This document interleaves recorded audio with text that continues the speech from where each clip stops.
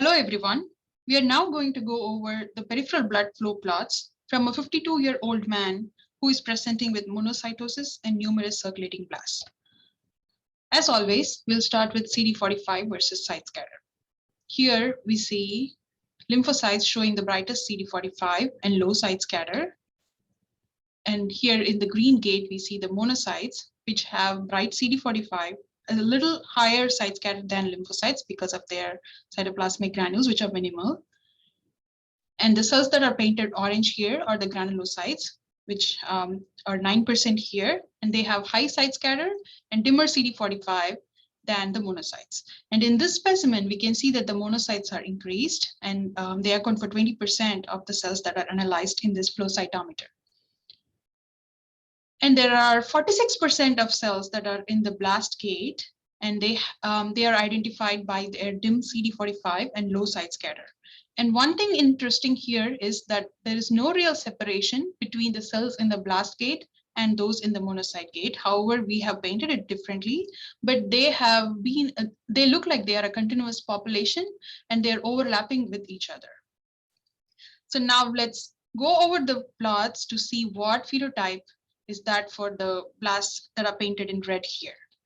These blasts are negative for CD34 and express CD33, pretty bright and homogeneous. They are positive for CD117. They are negative for CD38. They're negative for HLA-DR. These are kind of plots that are repeated, which again shows how they are positive for 33 and 117, how they are positive for 33 and negative for HLA-DR. They're negative for CD15. They're negative for CD13. They're negative for CD11B largely. There is a small population that kind of sprays into CD11B, which are also negative for CD34. And they're negative for CD3 and CD71, negative for CD16, negative for CD14. And again, in CD64, we see a small spray similar to what we see in 11B. We try to see something which is dim positive for CD14, but it's not like significant or it's not standing out. So far we saw that it is positive for myeloid markers CD33, CD117, and it is negative for markers CD34 and HLA-DR.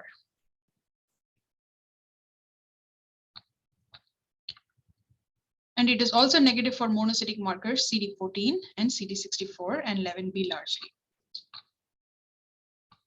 Continuing on, we also see that it is negative for CD56, and they are negative for all the T cell markers, CD2, CD4, CD7, surface CD3, and again, CD8 and CD4 are negative. They are also negative for the B cell markers, CD19, CD10, and CD20. So we just see expression of some myeloid markers, basically CD117 and CD33. Interestingly, they are negative also for HLA-DR.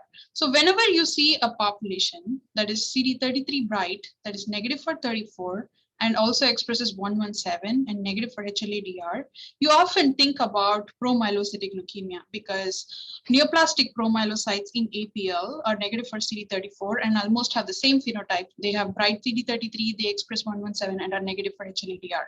However, APL blasts have a lot of granules in their cytoplasm. Even if it is microgranular, we cannot see the granules, but they are still there. And they scatter a lot of light, which so therefore they'll have a very high site scatter going up all the way till reaching the roof of this plot.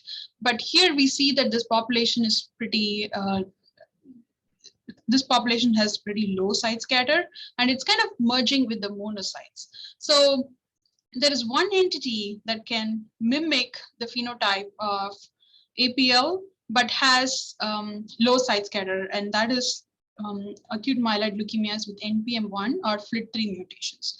However, we cannot say that just by flow. We have to have molecular studies to prove that. So now the other significant population here in this plot are the monocytes. So now let's go to our monocyte plots and see what expression these monocytes are. Let's see if there is any aberrant expression in these monocytes. So the majority of these cells, 65%, express 64 and CD14. So that's what normal mature monocytes express. So that's normal. However, we see a population here that is negative for CD14, but expresses CD64, and that is 32% of these gated cells. So one thing is mature monocytes express CD14, but immature monocytes do not express CD14. So like your promonocytes, they do not express CD14, but they will also express CD64. So these could be promonocytes, or we also see a small overlap between the granulocytes and monocytes here. So these could be some granulocytes, because some of the early granulocytes like myelocytes can express CD64 and they would be negative for CD14 as well. So it could be a combination of both. So let's follow it up in the other plots to see what they are actually. So both of these are, all of them are negative for CD56. They are all positive for CD11B. Again, some of the monocytic lineages always positive for CD11B, but some of the early granulocytes can be positive for CD11B. So that's not going to help us differentiate between granulocytic precursors or monocytic precursors. So these are all CD34 negative as expected. So here, let's first look at HLA-DR versus CD33. So this would help differentiate between your immature granulocytes and monocytes, because monocytic precursors express bright CD33 than the granulocytes, and they also express HLA-DR. So these are the monocytic precursors and mature monocytes, and these are probably granulocytic precursors. So we still see that here we have 65% of the cells expressing both CD14 and 64. However, 80% express HLA-DR and 33. So probably this gate, this quadrant has both your immature granulocytes and immature monocytes. So we do see a population of immature monocytes if we go by these numbers. However, just going by flow numbers is not a good idea. You have to always correlate with morphology. And CD13 is positive on normal monocytes, and 13 can be lost on neoplastic monocytes and can be negative on immature monocytes. So 16 can be positive on both reactive and neoplastic monocytes, and it will also be positive sometimes in it will always be positive in mature granulocytes. So, but however, going by the numbers here, we see that there is some CD16 expression in our monocytes, and also they show some loss of CD13.